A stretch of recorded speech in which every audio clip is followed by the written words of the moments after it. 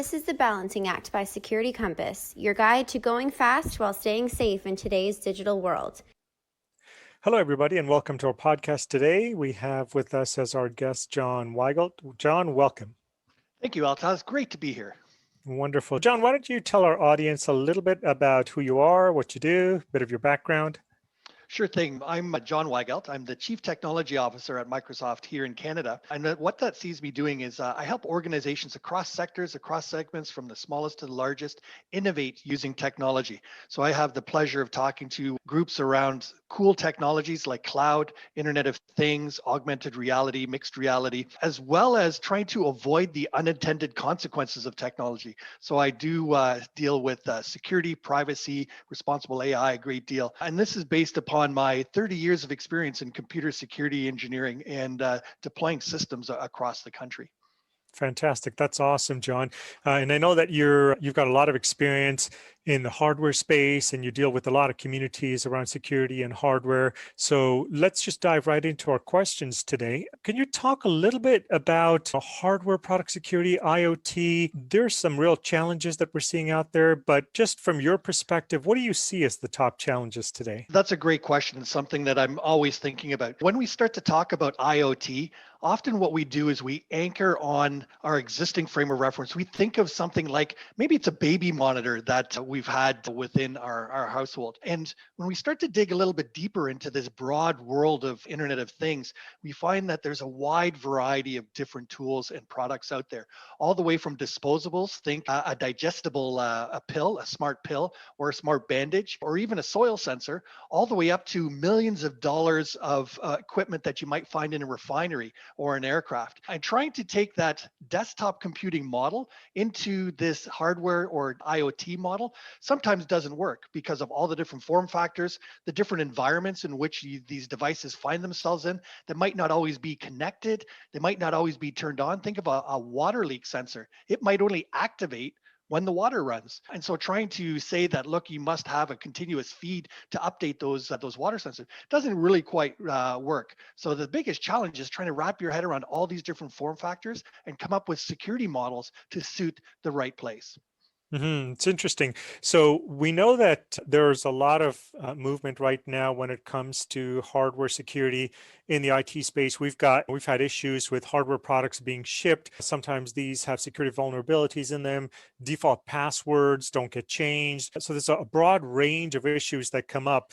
And I'm wondering, what are your thoughts on what security teams can do to identify and de-risk some of these challenges when it comes to IoT hardware from the perspective of just making sure that we are addressing these issues in a way that sort of reduces the vulnerabilities so that we were basically looking at the attack surface in a way that sort of helps mitigate some of the issues up front.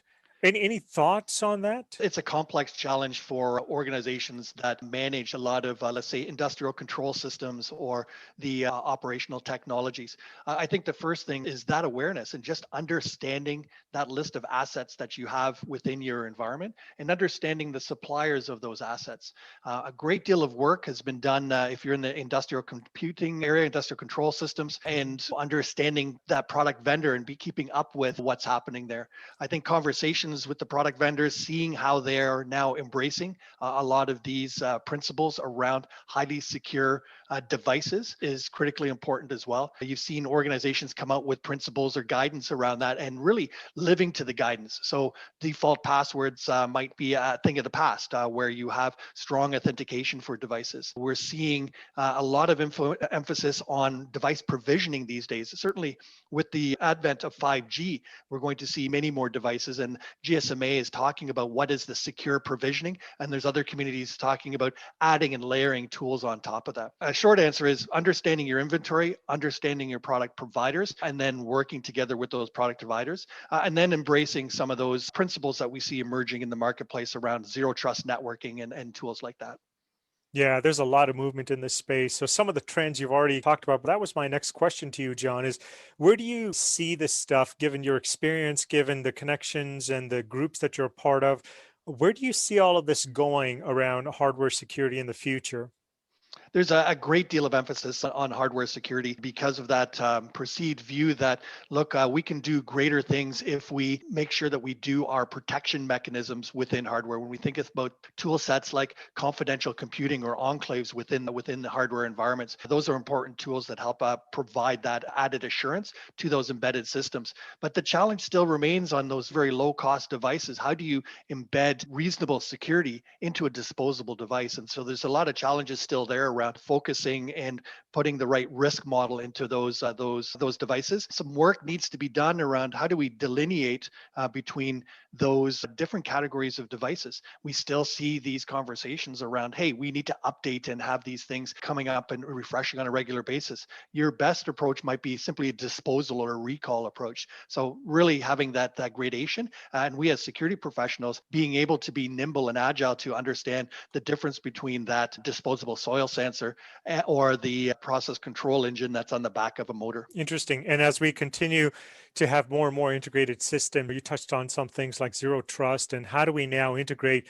In many cases, we've got hardware that isn't as fast moving as the software, so it could be deployed for months. So you take a look at vehicles, for example, and we need to deploy software in these vehicles going forward, but that hardware maybe didn't have the considerations that are present at the current time, for example. So do we create some kind of microsegmentation from a security perspective, or all these things start to now come in? I mean, it's interesting to hear your thoughts around where all of this is going around enclaves and confidential computing and things like that. John, any final thoughts before we conclude our podcast for today? Yeah, great. I appreciate the opportunity to share them. I think the first thing is let's be aware of those solutions that we have within our environments so that we can take a reasonable inventory and understand where the risks may be. And then let's be agile about our approaches to shoring up and safeguarding our environments. When we think about the threats and risks around, let's say, automated vehicles and some of the exploits we saw around the protocols that have been developed for interoperability. I recall the CAN bus standards that allow us to do diagnostics of vehicles with a simple plug and a standardized approach. That was built to be open so that any garage could do their work. And yet now people are finding exploits against those. And so we need to be agile to be able to shore up our defenses and think differently about those protocols that might have been in a different world in a different environment. Yeah, indeed. And we see this in many different kind of verticals as well. So we talked about the autonomous space. We also have things in the healthcare space, industrial IoT is another space. There is some overlap between each of these industries when it comes to dealing with, at least from a framework perspective, understanding, as you had mentioned, John, looking at where the suppliers are, how do we go in there and look at secure device provisioning, understanding the inventory up front. So supply chain comes into this, things like that. John, thank you very much for your time. Really appreciate it. Thank you, Altaz. Always enjoy having conversations with you. Want to learn about what Security Compass has to offer? Check out securitycompass.com/demo for a free demo today.